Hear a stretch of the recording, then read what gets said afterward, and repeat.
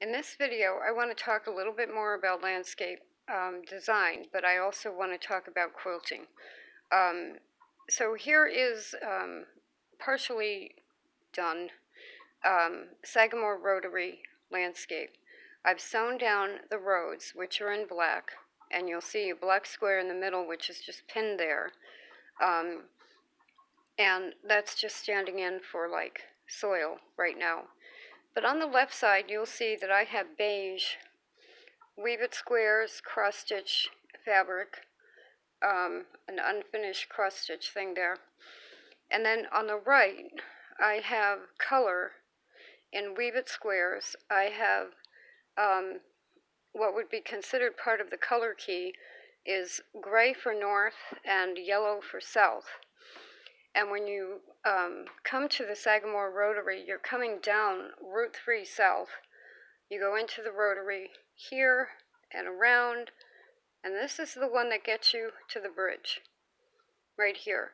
So this, if you live on the Cape and then you go off the Cape and you come back, this is so much like coming home. And like 25 miles before this, you started to smell the salt air, and you knew you'd be home soon. I mean, it's very emotional coming to the Cape.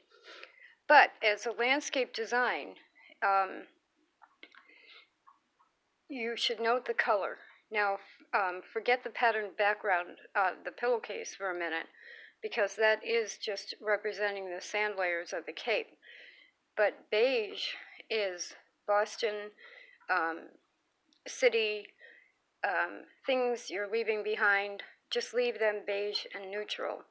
And where you're headed, or where the direction of the design is that anybody who looks at this design is going to want to go to the Cape. So all the color is over here on the way to the Cape.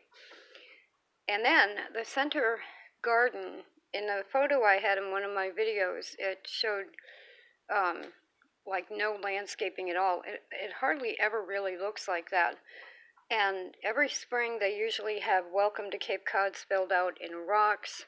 They have flowers everywhere. Memorial Day, it gets a huge, big display. So these are the basics that you could do every holiday just by adding flower elements. And I'm going to kind of stop here with landscape design because this is when it becomes personal style. So this is an example of a starting landscape design in fabric. Now, personally, I can use knitted strips, lucided strips for flowers. I can weave little squares, I can knit little squares, I can crochet things. So that's why I'm going to kind of stop here, because depending on what you do naturally or what you like to do, that would be the way that you lean toward if you're not going to just do cross stitch. Now obviously in cross stitch you're just doing cross stitch and color and design motifs. But if you're going to do it in multi-dimensional textures and different types of things, then this part of getting down the roads or the basic permanent structures, now this you would take off on your own from here. But I want to turn this now to quilting and the Model 20, because I've gone through all the different machines you can use, and there are hundreds others of sewing machines that you could use to do this. But I keep coming back to my Model 20s. And you'll see I have two set up here. One has purple thread and one has white thread. And the idea of using pillowcases, scrap fabrics, anything you can cut up, recycling everything, even burlap if you can get it not to fall apart. When you're making things, even if it is landscape design, and going right back to pen and ink, with pen and ink you have a white paper and dark ink. Now I have purple and white in here, but normally I use black and white anyway. And this brings it all back to quilting. And where this goes for me is a foundation piece that you can make all the time with a very simple handheld battery or manual sewing machine or a Model 20 without getting into a full-size sewing machine is a very simple patchwork of 5 squares by 5 squares. So you can either use dark fabrics or light fabrics. Limit yourself to those 2 colors of thread. And this is if you're not a landscape designer. If you want to make quilts. I use templates usually of 5-inch squares. So you get a pile of 25 5-inch squares and you make them a 5 by 5 block. And then you stack your blocks. And in a way, you're doing the exact same thing as landscape design. Because what an artist or a designer does is assemble colors and to give the impression of a peaceful garden, one way or another, whether you're doing it in ink, cross-stitch, fabrics. When you're making clothes or quilts, you're doing the same thing. I don't know if any of you remember them, but and I just looked online, but they only seem to have them for men now. When I was a kid, I had Madras plaid pants that were the most comfortable, wonderful pants in the world. And Madras plaid is almost like patchwork, but not really. They seem.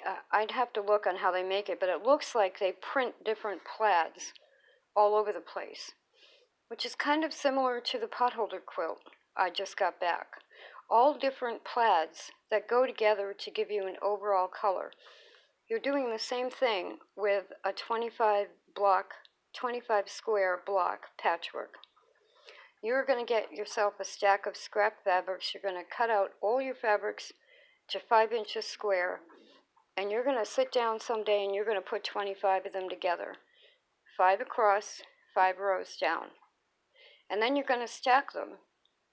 And then depending on your thinking and your mood and your color preferences and your project, you can then pick up 1 or 2 or 4 of those, sew them together, and make a project.